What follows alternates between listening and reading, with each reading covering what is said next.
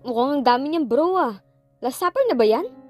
Ngiting biro ni Edwin nang pumasok ito sa kusina at naabutan siya na abala sa pag-iihaw ng mga preskong isda na nabingwit nila kanina ni Gab. Bro, nangasar ka pa dyan. Nagmamadali na nga ako rito na matapos eh. Baka nagugutom na sila sa labas. Nasan ba si Brian? Bakit hindi ka nagpatulong? Abalang loko na yung kay Leslie. Hinayaan ko na. At nang maka-first base naman. Natatawa niyang sagot. Ang loko, hindi yata marunong manligaw eh. Tagal mo nang alalay. Di man lang nakuha ang mga paraang malakasan na diskarte mo sa mga babae. Hays, mas lalong hindi ako marunong dumiskarte. Nakita mo ba akong dumiskarte sa babae noon? Sila lumalapit sa akin at hindi ako. Pagyayabang niya rito. Oo nga pala. Malakas ka lang pala sumisid. Pumalatak ng tawa si Edwin. Loko ka, marinig ka ng asawa ko. Baka sabihin nun marami akong sinisid na babae. Loko ka. Sa asawa ko lang natutunan ng sumisid. Di ko pa yung nagagawa sa iba. Pangangatwiran niya. Dahilan upang lalong pumalatak ng tawa ang kaibigan. Kitang-kita niya sa ekspresyon ng mukha nito na hindi naniniwala. Itatanong ko nga kay May, Leona, pati kay Riley at Sheena, Sofia, Libet, Lani, Serena, Fiona. Loko bro, sino-sinong pangalan ba yung binabanggit mo? Pag sa kama ko ang babae, hindi ko na kailangang alamin ang pangalan. Tapos ikaw kilala mo? Loko ka talaga. Sweetheart. Bigla siyang namutla nang makita si Ashley na nakapamewang sa kanyang likuran. Binalingan niya si Edwin at tinapunan ng masamang tingin. Pahamak ka talagang loko ka. Sabi niya sa sarili. Nakita niya na nagpipigil ito ng pagtawa. Labas lang ako bro ah. Baka hinahanap na ako ni Joanne. Dalhin ko na itong mga niluto mo sa labas. Mabilis na itong kinuha ang mga niluto niya at nilagay sa food tray. Good luck bro. Sabong naman this. Pabulong na wika nito sa kanya na agad naman niyang tinadyakan, ngunit agad itong umilag. Tuwang-tuwa pa ito na lumabas sa kusina. Binalingan niya ang asawa at ngumiti sa kabila ng tagaktak na pawis sa noo niya. Sweetheart. Hinapit niya ang baywang nito upang magdikit sa katawan niya. Daming babae ah. Halata ang galit sa boses nito. Sweetheart, hindi ko alam kung sino-sino ang mga yon. Alam mo naman si Edwin, iniimbento lang yata ng mga pangalan. Hindi ko nga kilala na ako ang nagkama sa kanila. Siya alam niya. Baka, aray, baby ang sakit. Impit niyang daing habang hinihimas ang tagiliran niya. Ang haba pa naman ang kuko nito. Ang hirap mo naman magselos, nananakit ka. Sinisid mo din silang lahat? Sarap na sarap din sila, no? Tumirik din ba mga mata nila? Ano, at puti na lang ang lumalabas? Sa'yo ko lang ginawa yun. Sa'yo lang at wala nang iba. Niyakap niya ito at hinalikan sa labi. I swear, sweetheart, aminin ko marami akong babae. Ngunit nagbago na ako ngayon. Bahagi lang sila ng kahapon ko. Pero ikaw ang ngayon, bukas at magpakailanman sa buhay ko. Wala na akong ibang gustong makasama habang buhay, kundi kayo lang ng mga anak ko. Kaya huwag kang maniwala kay Edwin. Ewan ko kung saan-saan kinuha ng lokong yun ang mga pangalan ng binanggit niya kanina. Pero ito talaga ang totoo. Sa'yo ko lang ginawa yun. At wala nang iba pa. Wow ha, hindi ko alam na may sisiran palang nangyayari dito. Excuse lang ako ha, kuha lang ako ng baso. Wala kasing baso sa labas. Nakangiting wika ni Joanne dahilan upang kumalas sila ng yakap sa isa't isa. Tinanggal na rin ni Leah mga apron na suot at inakbayan ng asawa palabas ng kusina. Sandali, narinig ko kanina binanggit yung pangalan ni Edwin. Anong meron? Tanong ni Joanne habang bitbit ang tray ng baso. Wala yun, Besh. Mga binanggit na pangalan ng babae lang yun ni Edwin. Na may ginawa daw si Liam kaya naman ako'y selos na selos. Oh, kaya pala may sisid na akong narinig kanina. Sige, mauna na ako sa labas. Edwin! Lahat sila ay napatingin sa gawin ni Joanne nang sumigaw ito ng malakas. Si Brian na sa kalagitnaan ng paghalik kay Leslie ay naudlot nang bigla siyang itulak ni Leslie dahil sa sigaw ni Joanne. Muntik pa siyang mahulog sa dagat dahil nasa end part na sila ng mga bato habang namimingwit. Maganda pa naman sana ang pwesto nila dahil malaki ang bilog ng buwan. 8:00 na ng gabi ngunit masarap mag-date kapag kabilugan ng buwan. Ang kambal na naglalaro sa gilid ng pool ay napatigil din sa pagtatakbuhan nang marinig ang sigaw ng ninandyoan nila. Ang mga tauhan na nakapalibot at nagbabantay sa paligid ay naghanda din ng mga armas nila dahil akala may kalaban na. Sina Ashley at Liam, hindi na nagawang ituloy ang paglabas sa kusina nang makitang umuusok na parang bulkan si Joanne. Ngayon niya lang yata nakita kung paano ito magalit. Si Edwin na kasalukuyang naglalatag ng mga pagkain sa mesa sa gilid ng pool ay natigilan at agad na tumakbo nang makita ang asawa na umuusok ang ilong papunta sa kanya. Hindi niya alam kung ano ang nangyari. Kumuha lang ito ng mga baso sa kusina. Paglabas, galit na sa kanya. Hinanap ng mga mata niya si Liam at nakita niyang nag-make face ito sa kanya habang tumatawa. Loko talaga, usal niya sa sarili. Edwin, sino-sino mga babaeng binabanggit mo ha? Sinasabi ko na nga ba eh. May karanasan ka nung kinasal tayo. Babe naman, importante pa ba yun kung may karanasan na ako, lalaki ako. Natural lang na maraming babae. Hindi maipinta ang mukha ni Edwin. Naubusan nilang ikutin ang gilid ng pool sa kakahabol ng asawa sa kanya. So umamin ka rin na marami kang babae? Siguraduhin mo lang na walang kapatid tong anak mo. At ilulunod talaga kita sa dagat. Sigaw nito na lalong umusok sa galit habang hinahabol siya. Takot naman siya na baka ano mangyari sa pinagbubuntis nito, kaya nagpahuli na lang siya. Babe, tama na. Baka mapano ang baby natin. Baka magmukhang unggoy na naman yan. Ikaw lang naman ang asawa ko, wala na akong ibang babae. Hinayaan niya na lang na hampasin siya nito ng tsinelas hanggang sa humupa ang galit nito.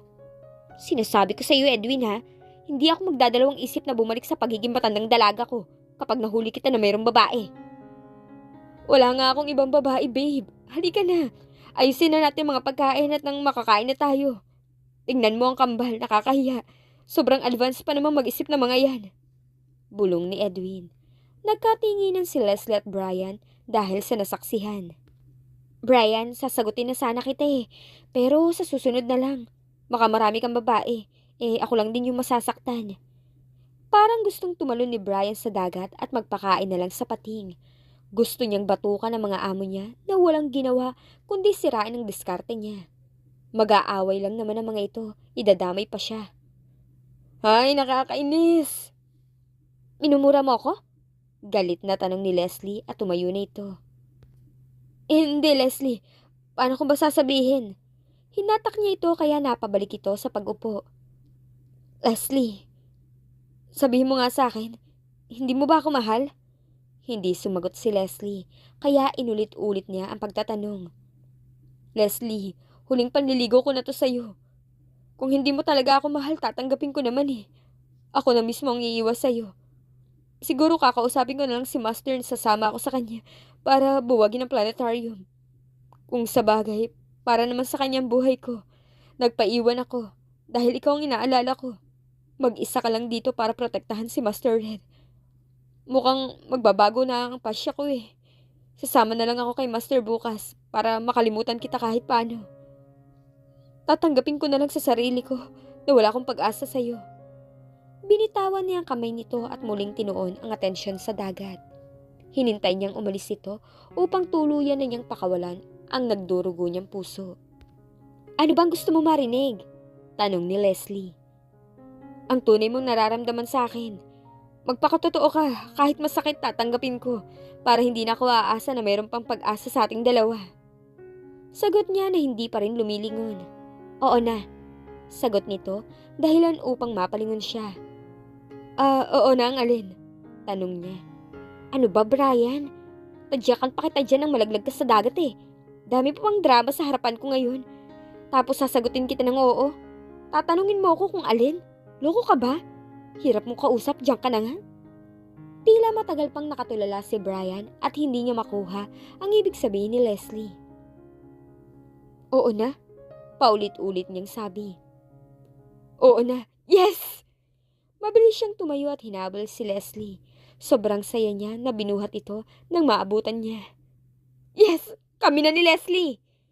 Sigaw niya dahilan upang sa kanila naman nag-focus ang atensyon ng lahat. Leslie, sabi mo sa akin, I love you. Namumula naman na sumagot si Leslie. I love you. I love you too. Sagot naman ni Brian, dahilan upang hampasin siya ni Leslie. Loko ka, binaliktad mo pa ako. Anong gusto mong palabasin? Na ako nanligaw sa'yo? Ibaba mo ako, break na tayo. Sigaw niya at hinampas ito, dahilan upang pagtawanan sila ng lahat. Oy, isang taon ng ligaw, isang minuto magjowa. Break agad. Pumalatak ng tawa sina Liam at Edwin dahil sa itsura ni Brian. Parang gusto nitong manuntok. Leslie, sorry na. Wala nang bawian. Grabe ka naman. Itutuloy ko na lang ang pagsama kay Master bukas. Pabulong niyang wika kay Leslie, kaya agad naman itong nataranta. Oo, sige na. Tayo pa rin. Puro ka kasi kalokohan eh. Pag ako niloko mo, lagot ka talaga sa akin. Sagot ni Leslie. Ngunit hindi na yun mahalaga kay Brian. Para sa kanya, sobrang saya niya. Dahil magkakaroon na rin ng kulay ang buhay niya, hindi lang puro gyera sa labas, kundi pati na rin sa kama. Makakadilig na rin siya sa wakas. Pagkatapos nilang kumain, sandali munang pumasok sa loob sina Joanne at Ashley upang patulugin ang mga bata. Si Leslie naman naghugas ng kanilang mga pinagkainan. Naiwan naman silang tatlo. Si Liam, Brian at Edwin sa labas habang nagiinuman. Akala ko nga hindi kayo matutuloy sa pagpunta rito dahil sabi mo masama pakiramdam ni Joanne. Takang tanong ni Liam kay Edwin. Ayoko na nga sana na pumunta kami dahil siyang inaalala ko. Pero nagpupumilit pa rin dahil kailangan daw siya ngayon ng kaibigan niya. Wala na akong nagawa kundi payagan siya kaysa naman mag-away pa kami. Lagi ba naman panakot sa akin ng anak namin? Baka magmukhang unggoy daw kung lagi ko siyang ginagalit. Di mapigilan ni Liam ang matawa nang balingan niya ang mukha ng kaibigang habang nagkwekwento ito sa kanya. Bro, tinatawanan mo pa ako. Subukan mo kayong buntisin ulit ang sawa mo para malaman mo yung sinasabi ko. Hirap talagang intindihin ng buntis, bro. Pero masaya naman ako dahil araw-araw nasusubaybayan ko kung paano lumobang siya ng asawa ko. Biglang naging malungkot ang mukha niya dahil sa narinig. Naaalala niya si Ashley nang mabuntis ito. Lahat ng mga anak niya hindi niya nasubaybayan mula sa tiyan ng kanilang ina hanggang sa lumabas na ang mga ito. Hindi niya naranasan kung paano mataranta na manganganak ng asawa. Naranasan naman niya ito kay Tala, ngunit hindi naman niya naramdaman na excited siya. Tila naramdaman naman ni Edwin ang biglang pananahimik niya, kaya agad na lang nitong inibang topic. Sigurado ka na ba sa decision mo, bro? Tanong nito. Isa sa dahilan kung bakit nagtipon silang lahat ngayon dito, dahil huling gabi ngayon ni Liam. Bukas luluwas ito ng bansa para buwagin ang planetarium at ang mga bird lord na umuupo rito. Pwede mo na rin akong isama, Master. Ang triad pa lang ang nakalaban mo nun. Ngunit muntik ka nang hindi makabalik sa pamilya mo. Ngayon, maraming bird lord ang patutumbahin mo. Mag-isa. Kailangan mo talaga ako dun. Saad ni Brian. Hindi na, Brian. Wala na ako sa mata ng nakararami. Mas delikado ang buhay ng pamilya ko.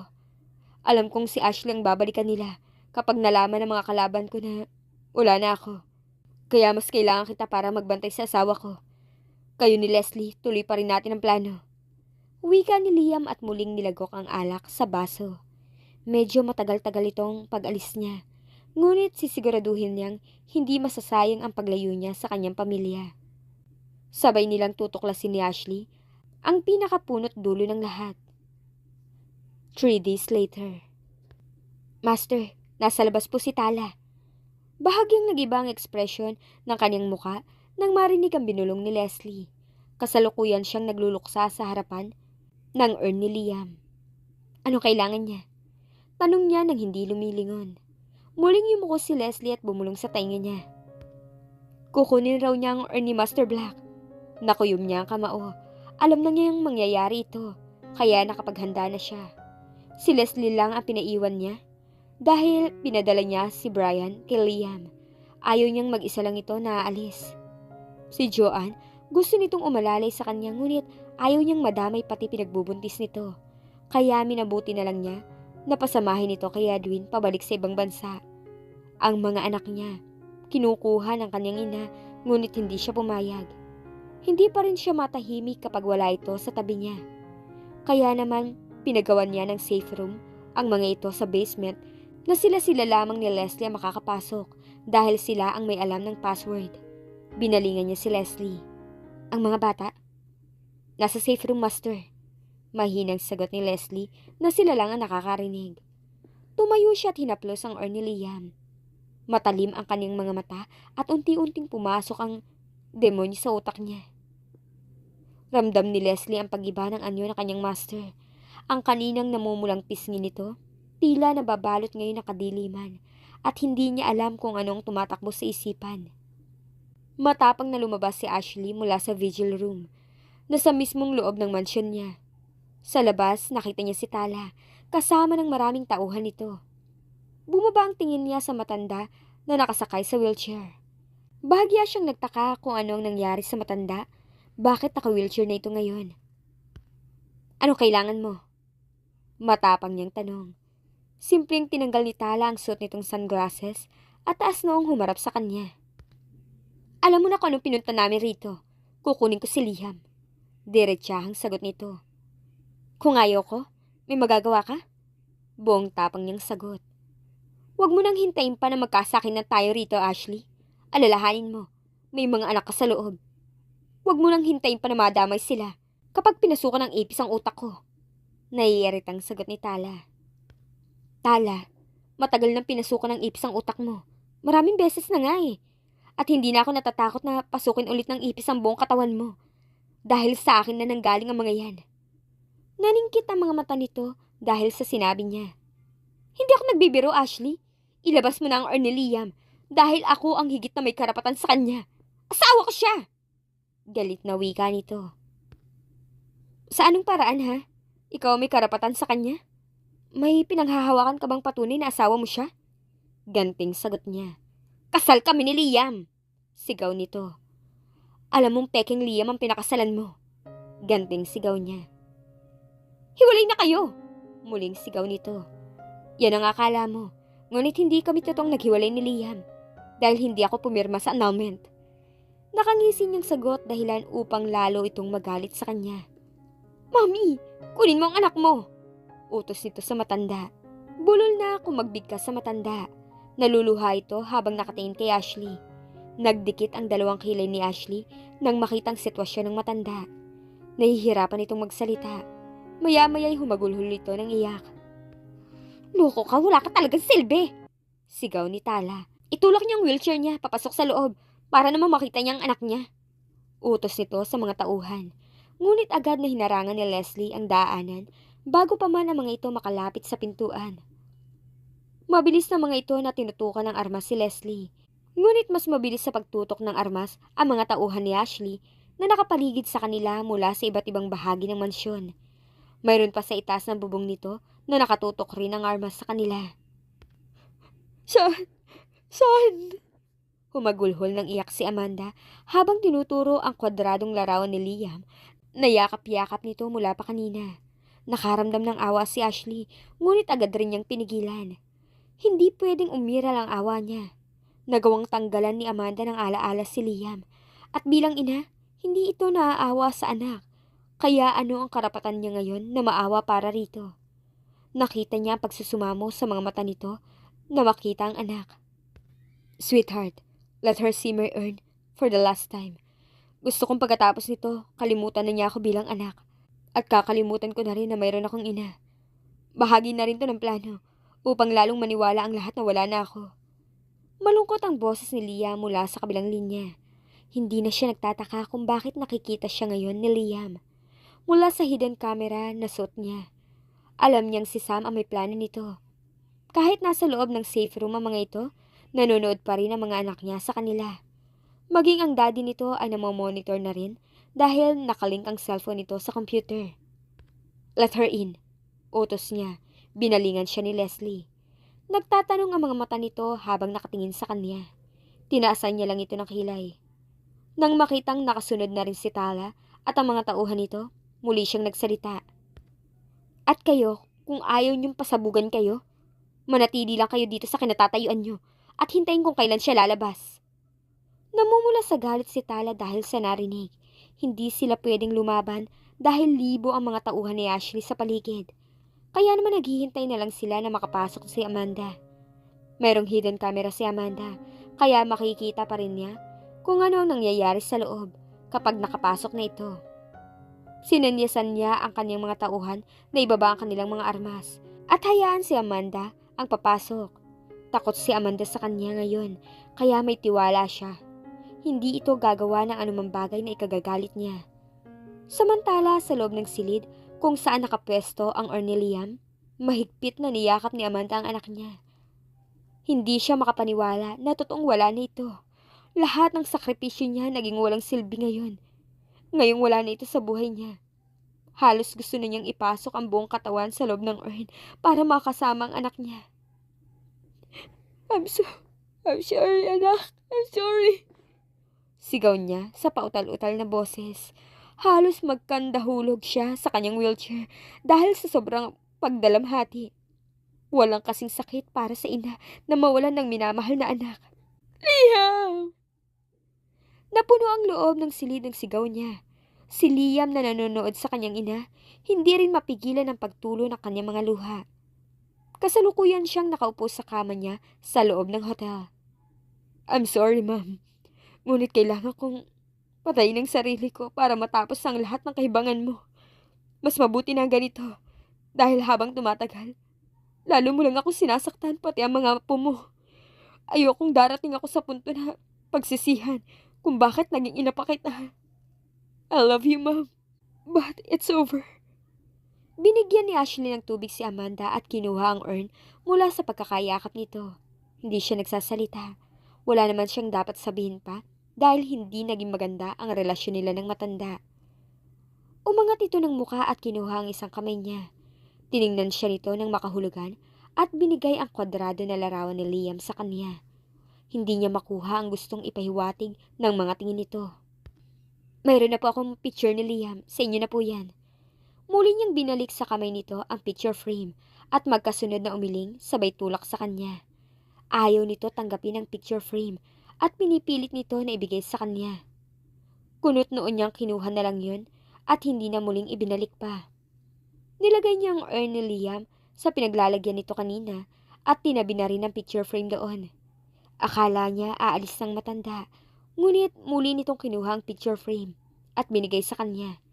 Sinanyasan siya nito na yakapin niya raw ito at hindi bitawan. Naguguluhan siya sa inaakto nito. Sweetheart, may ibig sabihin si Mommy. Mahalaga ang laman ng picture frame na yan. Narinig niya ang boses ni Liam mula sa suot niyang earpiece na nakakonekta sa computer ni Sam. Tinititigan siya ni Amanda. Ngumiti ito nang sinunod niya ang gusto nitong mangyari na yakapin niya ang picture frame.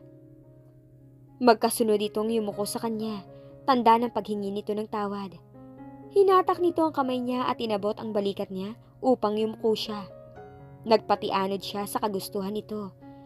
Nagulat siya nang bigla siya nitong yakapin habang umiiyak. Nagsisisi na ba ito? Pero kilala niya ang matanda. Alam niya sa mga mata nito kung namemeke ito ng pakiramdam o talagang totoo ang pinapakita sa kanya. Amanda! Narinig nila ang sigaw ni Tala mula sa labas. Agad naman na nataranta si Amanda dahilan upang magulat si Ashley sa inakto nito. Meron talagang hindi magandang nangyayari. Bakit parang takot na takot si Amanda kay Tala? Gayong noon si Amanda ang kinatatakutan nito. Ano kaya ang pinapanakot ni Tala kay Amanda? Matutulungan kaya ito ni Ashley?